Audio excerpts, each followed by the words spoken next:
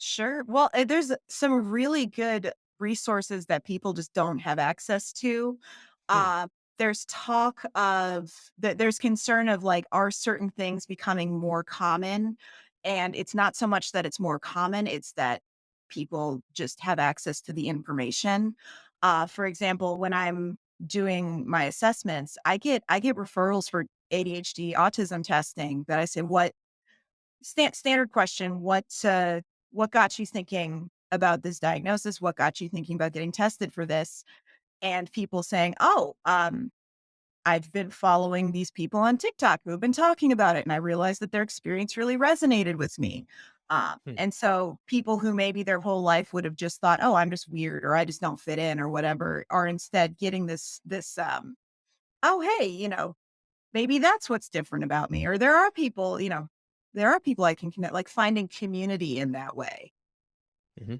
Mhm. Yeah, I think that that can be really Mm, positive. I've heard too. I'd love to get your professional take on this, but on TikTok in mm, particular, there are folks who are self-diagnosing with pretty like more severe, mental health issues like mm. dissociative identity disorder. Oh, sure. Have you run into that at all?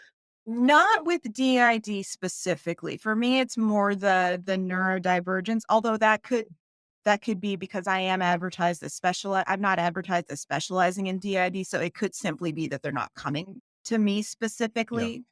yeah. Uh, and there is some like the one of the things with self-identification is that um you are the expert on yourself. Yeah. Nobody knows an individual's brain more than that person because they're the one living in there. Mhm, Um, but there is sometimes which diagnosis or which combination of diagnoses truly apply to this person. Sometimes the expertise in the DSM in the clinical side of things can help tease out like what exactly is going on. mhm, Sometimes I'll get a referral, say someone said, I think ADHD, and we really, really dig into it and say, oh, actually, you're not quite fitting with ADHD. It's more fitting with autism. mhm, Uh, so kind of getting that expertise for kind of knowing, okay, here's a little bit more uh specific of what your experience is fitting in with, like with the clinical expertise plus them having expertise on themselves. mhm, um, I mean, with the DID, I don't know as much about that, but it's kind of interesting to continue following, kind of seeing how that evolves.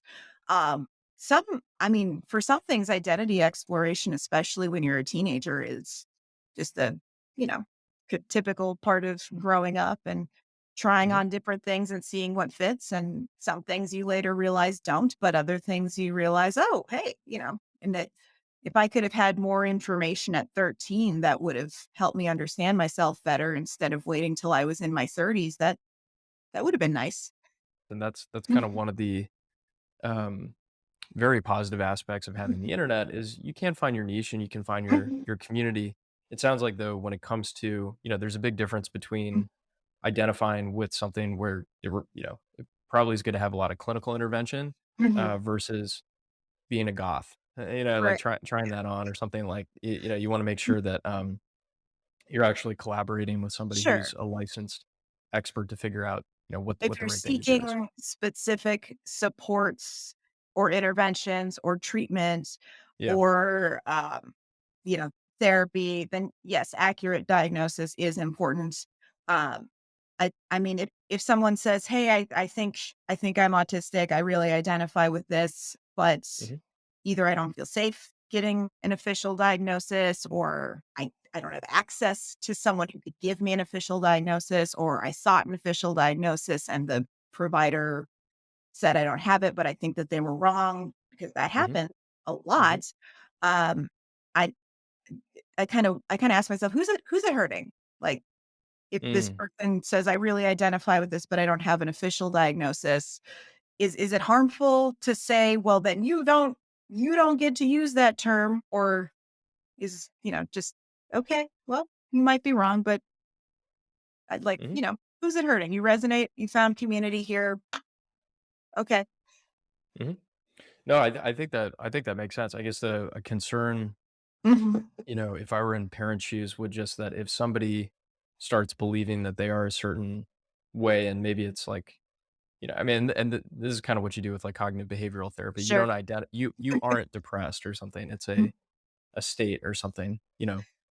Let's Um, let's identify the thought patterns that are contributing to that emotional state and see what we can change. right, right, cool. Well, it sounds like collaborating with a mental health pro is, Yeah, and I mean, if it's possible, it's good.